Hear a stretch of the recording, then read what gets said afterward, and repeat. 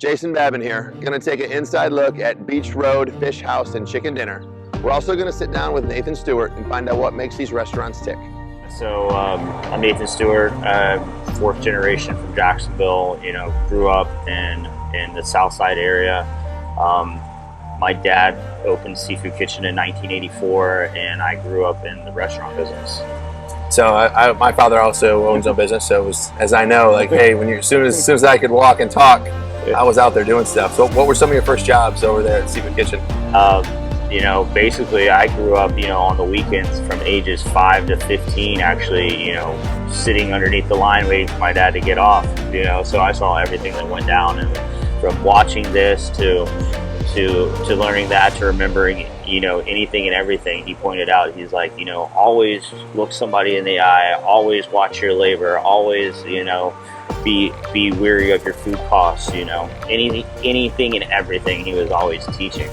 Was there a moment that you could say, hey, this was the moment he passed the torch? He said, you know what? Or was that, there's been some father-son moments. I have 3 boys where, I'm like, I kind of passed the torch in a certain thing.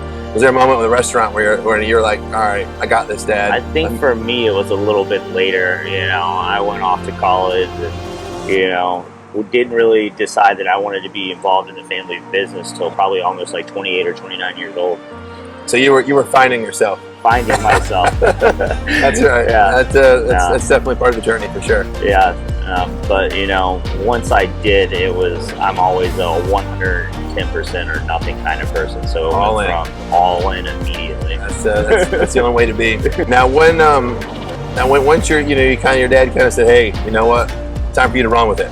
And in full disclosure, I do know your dad, so I have a little insight. But when that happened, and you said, okay, this is my plan. Did you have a plan? Like, I'm gonna crush this door, then I'm gonna open up another one. Walk me through that process. I think it was more of like, I'm taking the torch now kind of deal, because I was ready to move faster, and being the fatherly figure that he is, he was like, slow down, take your time, and I'm more prone to put a lot on my plate. So I took this one, went and opened the Orange Park Fish House. Within, that was last December. Here we are, it's not even been a year yet, and we're on our 4th store. So from being a fellow business owner, I'm sure you looked at it as, okay, how do I make this scalable? Yeah. So you have a formula that worked. Obviously, you ironed out your kinks. So it's okay. Now I'm just going to replicate that, right? So what are your plans now? You have this is the 3rd location, correct? So the 3rd restaurant. This is the 3rd restaurant that I own, and is the 4th business for us. We have one licensed or franchise style location in Aiken, South Carolina. You said Aiken? Yep. You got to be shitting me. No. I got family in Aiken. Yep. I've been to the So steeplechase. it's called the Aiken Fish House and Oyster Bar. It opened in March and is absolutely crushing it. I will make sure I stop in there. And now I just finalized the deal that we're bringing 2 more locations that we will own as a family, and we also have just sealed a deal that we'll do our 2nd licensed store in Tallahassee, and that we have just found a location for. So your dad's got to be sitting there as kind of a proud dad. Yeah, he's proud, but he's also still going, slow down. But yeah, my formula is looking for recession-proof places, that can make it through a recession, not getting in over our head in terms of overhead, rent, high rents, things like that. Look at where we're sitting. It's this Beach Road Chicken Dinner. It was a mess when I found it. Yeah. Oh, so you buy existing ones and clean them up. Yeah. I mean, it just depends on the situation. Yeah. But my first thing and first thought is, what would happen if the market tanked? Will we still be able to see our way through that? I'm not looking at how much money can I make at the top of the market. I'm looking at can I survive the bottom? And because we want 20, 30 year, leases, absolutely, and stuff like that. Absolutely. Now, what about, are you involved in, since you're 4th generation here in Jacksonville, do you have any charities or special, things that you do that, it's kind of, someone wouldn't know about you? That we're involved in the fishing industry, especially me. I take on as much fishing tournaments and things like that as I can. A lot of them are nonprofits that donate money, from American Red Cross to where we pick families for individual tournaments that are in need.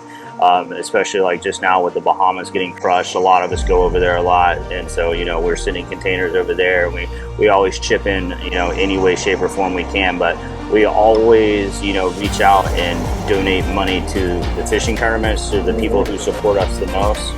Because it's such a tight-knit community. The fishermen really come in and frequent all our restaurants. Every single store we usually do a deal, hey, we'll sponsor your football team in that demographic, and say, hey, all we want in return is for a team activity. So they get our support, and then we might get somebody in through that team activity that would, I know that we're there. Yeah, we get that exposure. Yeah, no, so you interject into the community. Yes, obviously. absolutely. It sounds like that's awesome. I didn't know how to fish when I got here. Okay, full disclosure. I'd chartered boats with my dad, traveling, vacation, etc. But when I came to Jacksonville, I said I want to learn how to do this, right? So, and your dad was one of the guys that would tell me, all right, this is what you need to try. This is how you need to run your spread. This was, so one of the cool things I've learned about the fishing community here is everyone's willing to teach and to help.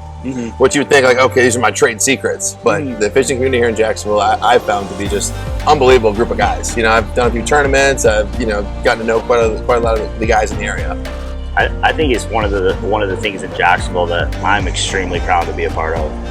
The fishing community. I always tell my wife, if something happens, go to the fishermen, because the fishermen are always there in Jacksonville to help out each other and families in need. Just like the thing with the Bahamas right now. We've had other instances where guys, if wives have gotten sick or they've had family tragedies, and the overwhelming response of the fishermen to help those families that were in need, who needed it, were just astronomical.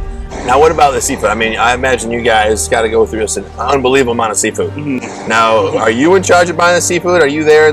You see those shows, the restaurants about the guys, like, they're at the pier at 4 in the morning looking at the seafood, checking their eyes, looking at the legs, and the crab. I mean, tell me about that process, the seafood selection. I personally buy all the seafood for all the stores. I have 4 or 5 vendors that I work with, from Safe Harbor to CNC Fisheries to Seafood Sales, all local vendors.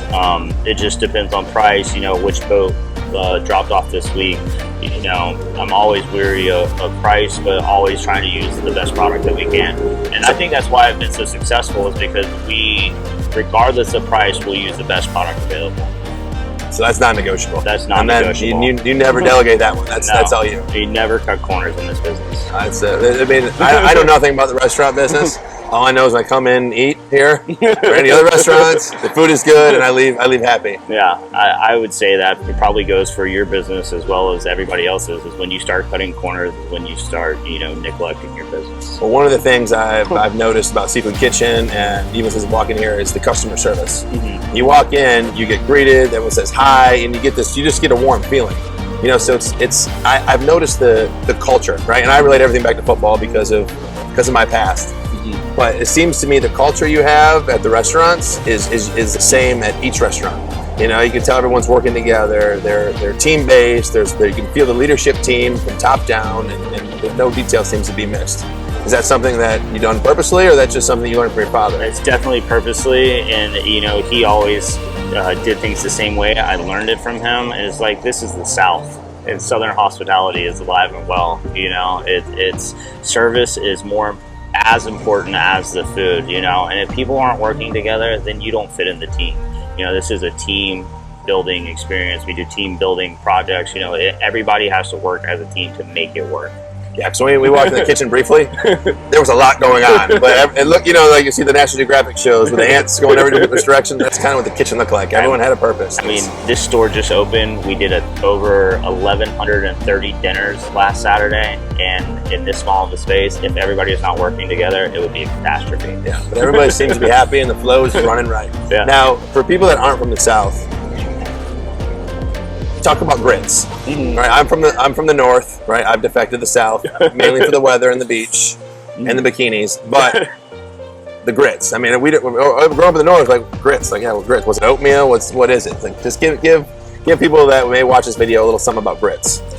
Grits are are different. You know, I think it's kind of one of those granny plates. It's like where we get older women who come in here is like, oh, they need to be a little bit more creamy, or they need to be a little bit more thin. Everybody has a preference with grits. I don't know if there's a true way to make them. It's just don't use instant grits. You got to use stone ground grits. Stone ground grits.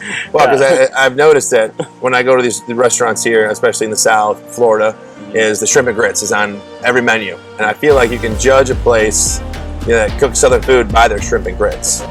Now, have you guys won any awards for your shrimp and grits? Is there something special we should know about your shrimp and grits? We just actually started using them. I'd say the most special thing to do is make sure you use the best high quality ingredients, you know, heavy whipping cream, local shrimp, not imported shrimp, you know, things like that. I think the shrimp and grits is the biggest deal breaker to me. So the shrimp is it's like steak, right? That is to me. You know, you could use a bad quality shrimp or a high quality shrimp, and that's probably the first thing you put in your mouth when you order shrimp and grits is you go right for the shrimp, right? Absolutely. Yeah. So. Now, I'd be remiss if I didn't ask you this. The Jags, right? Didn't get the start we wanted. Foles getting hurt. You a Jags fan? Do you go to the games on Sunday? I'm a diehard Jags fan. I just want to say that, you know, Beach Road Chicken is alive and well, and that we just, you know, morphed two concepts, and that, you know, we're doing huge tailgate packages for the Jags game. The Hart Expressway is right there. We're opening up early on game days, you know, doing 100, 200, 300 piece orders already for stuff like that. And, you know, we're still catering full time. So.